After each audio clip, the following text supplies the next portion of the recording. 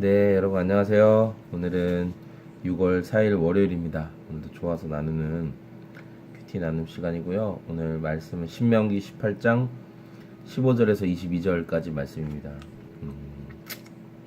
오늘 말씀에 보면은 하나님께서 이 모세를 통해서 모세와 같은 하나님의 말씀을 이스라엘에게 전해줄 이 예언자를 보내주시겠다라고 이제 약속하는 내용이 나와요.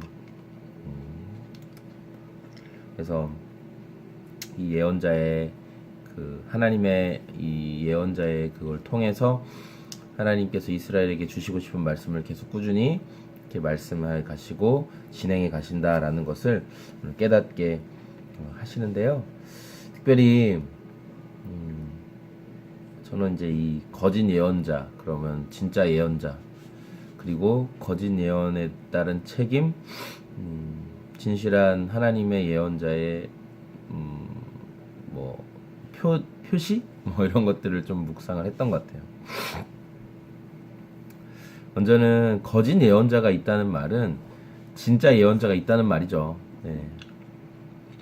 우리도 이렇게 뭐 짝퉁들이 많잖아요. 짝퉁들. 그거는 이제 진품이 있고 우리가 흔히 말하는 명품이라고 부르는 진품이 있기 때문에 그것을 모조한 비슷한 짝퉁들이 나오는 것처럼 정말 하나님의 말씀을 전하고 또 하나님의 말씀을 선포하는 사람이 있기 때문에 짝퉁들이 나타난다는 거죠.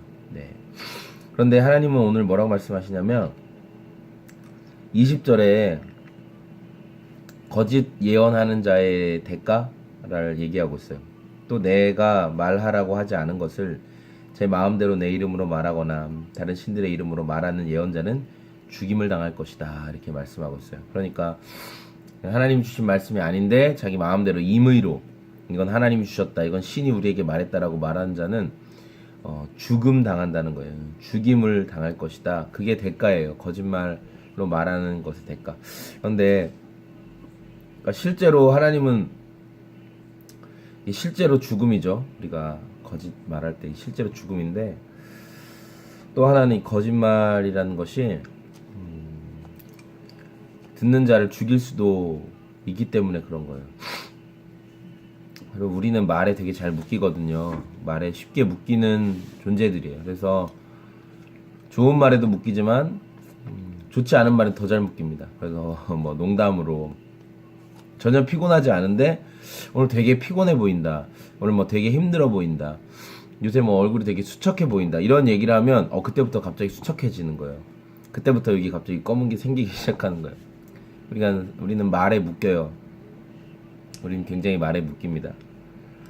제가 여러분한테 농담으로 그런 얘기 하잖아요. 신문에, 스포츠 신문 같은데, 스포츠면에, 또 여러분 인터넷에 있는 뭐 페이스북이나 SNS에 올라와 있는 뭐 오늘의 운세 어플, 타로 카드 점 같은 거 왜 보지 말라고 하냐면 여러분이 거기에 묶이기 때문이에요. 말에 묶이기 때문이에요. 그러면 타로 카드 점이 하나님의 말씀이라면 반드시 증험함이 그게 응답돼야 돼요. 하나님의 말씀을 하는 자의 말은 반드시 응답이 돼야 돼요. 그런데 그 말이 응답이 안 되면 그건 거짓 선지자고 거짓말하는 자고, 그런 데는 죽여버리라고 이야기하고 있어요. 예.